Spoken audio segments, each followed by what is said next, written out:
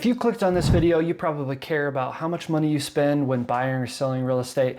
So in this video, I'm going to talk about realtor commissions, why most of the time I think that most people should pay them, but also how you can save some money. And I'm also going to talk about a recent settlement for the National Association of Realtors lawsuit that they just announced with some rule changes that are going to go into effect about the middle of July that could affect how real estate is done across the entire country. So let's get into it. So first up, I want to talk about some terms before we get started, just so if you haven't bought or sold property in Idaho, you might not have heard these terms or had them explained to you properly. So right off the bat, if you haven't had an agreement signed with an agent, you are a customer. That agent owes you a certain set of duties under Idaho law. Once you sign a representation agreement with that agent, you have extra set of duties plus the ones that you were allotted to while you were a customer. Now, there are also different levels of agency. You can be a single agent, a dual agent with or without assigned agency. So there's different agency. I'm not going to go super in depth with them, but I will leave a link down below to some more information if you want to check that out for yourself. Okay, let's talk a little bit more about some of the options that you have. So first off, you do not have to use a real estate agent to purchase or sell real estate here in Idaho. So you can go to the listing agent straight up if you are buying a house, and that agent could write up a contract for you and not represent you and present it to the seller, and you could represent yourself that way. The seller's agent could represent you and the seller at the same time, but they become more of a middleman once that happens, they cannot advocate for either party in that transaction.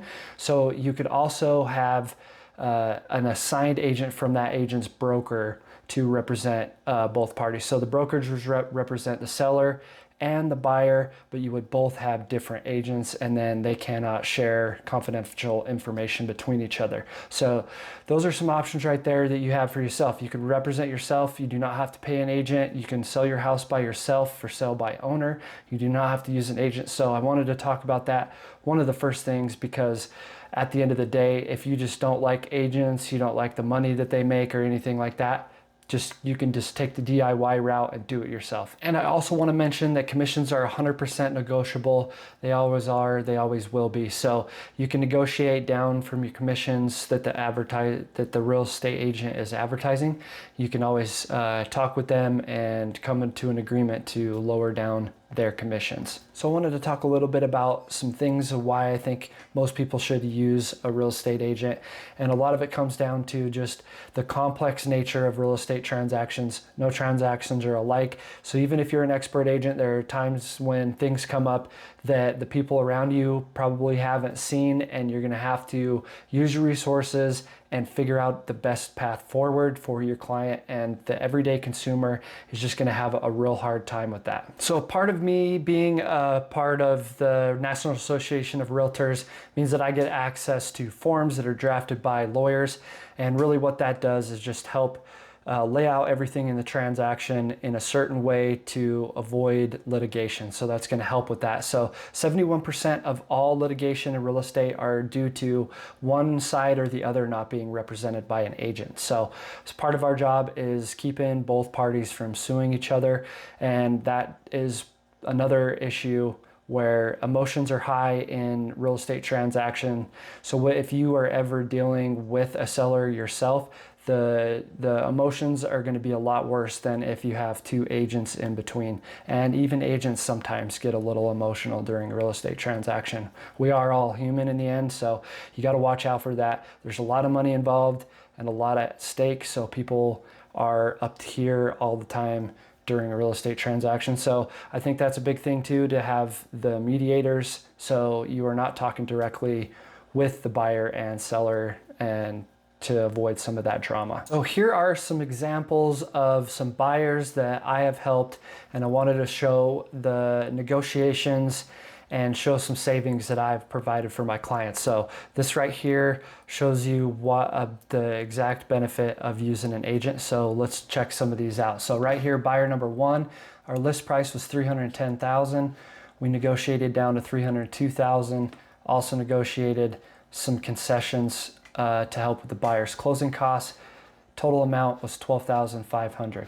Our buyer two here, list price was $385,000.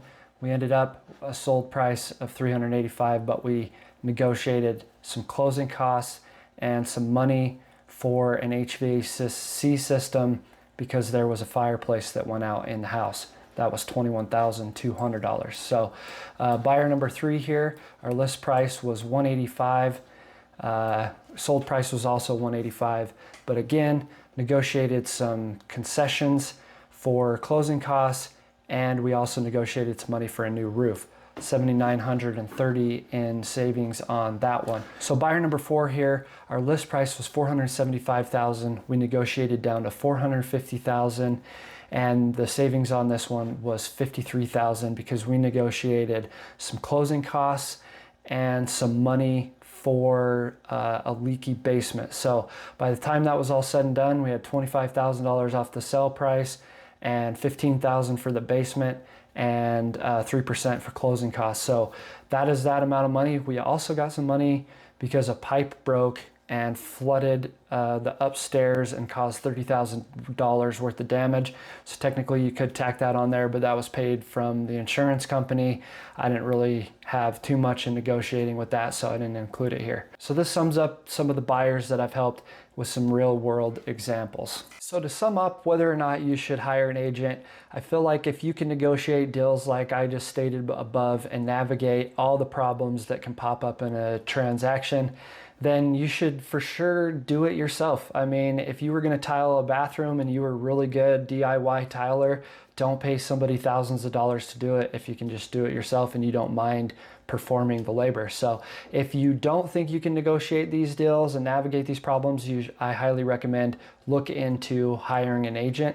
And as well in those lines, make sure you interview multiple agents. Just talk to multiple people, get a feel for it. You do need to like their personality because you're gonna be stuck with them for an unknown amount of time. So that sums that up. So about these lawsuits, home sellers were suing the National Association of Realtors and brokerages across the country, saying that there was price fixing and some other things to do with commissions being paid to a buyer's broker when the home sellers were selling their home. So the National Association of Realtors settled this lawsuit.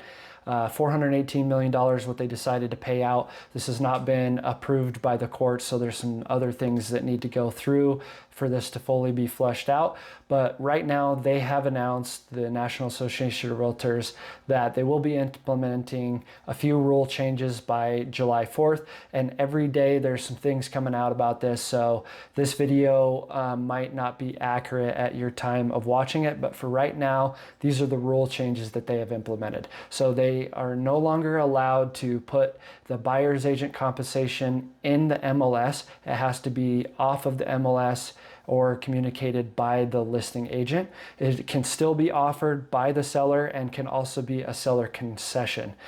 The other rule change is that now for MLS participants like me, a realtor, I have to have a buyer's representation agreement with you as a buyer before we even step foot in a house. So you're gonna have to talk to your agent, meet up, talk about the real estate contracts, what your agreement fleshes out, how they're going to be paid. So sometimes it could be paid by the seller, but sometimes not. You're going to have to pay them through cash, credit, or whatever different ways they come up with for buyers to pay for their real estate agent. So this is pretty critical.